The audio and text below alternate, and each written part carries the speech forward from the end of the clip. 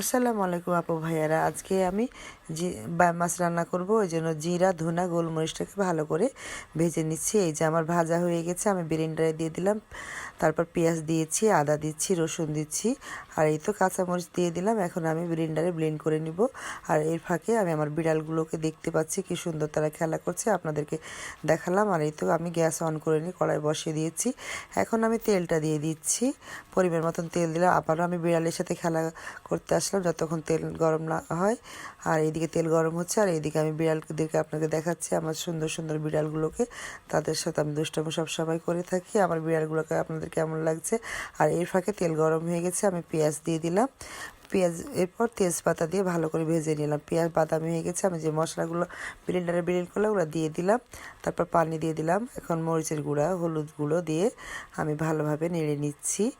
আর এই তো এখন লবণ দিয়ে দিলাম পরিমাণ মতো। সবগুলো উপকরণ আমার দেওয়া হয়ে গেছে, আমি মশলাটা ভালোভাবে কষে নিলাম। আর এই তো ব্যাম মাছ আমার কাটা ধোয়া হয়ে গেছে, এখন পরিষ্কার করে নিয়ে চলে এসেছি আমি। আর এখন আমি মশলার মধ্যে দিয়ে দিচ্ছি ব্যাম মাছগুলো।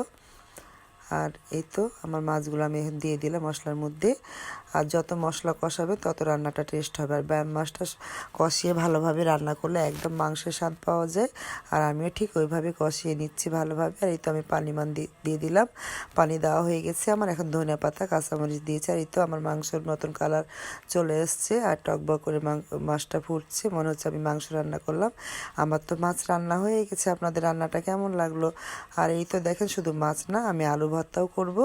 আর এই জন্য আমি আলু সিদ্ধ নিয়েছি, ভাতের মধ্যে দিয়েছিলাম, আলু ভাতের মধ্যে থেকে তুলে নিয়েছি। আর এই তো লবণ, কাঁচামরিচ, কাঁচা পেঁয়াজ সবগুলো একসাথে জমা করে নিচ্ছি। আর এখন আমি আলু ভর্তা বানাবো। আর এই জন্য দেখেন আমার সরষের তেলটা আমি দিয়ে দিচ্ছি। এখন ভালোভাবে সবগুলো ডলে নিব। আর এইভাবে ডলে ভর্তা করলে ভর্তাটা অনেক টেস্ট হয়। আর এই তো দেখতে পাচ্ছেন আমি কি সুন্দর করে ডলে নিচ্ছি সবগুলো উপকরণ নিয়ে।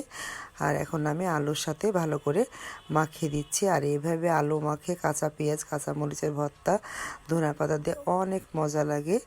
আমার তো ভালো লাগে, আপনাদের কেমন লাগে অবশ্যই কমেন্ট বক্সে কমেন্ট করে দিবেন।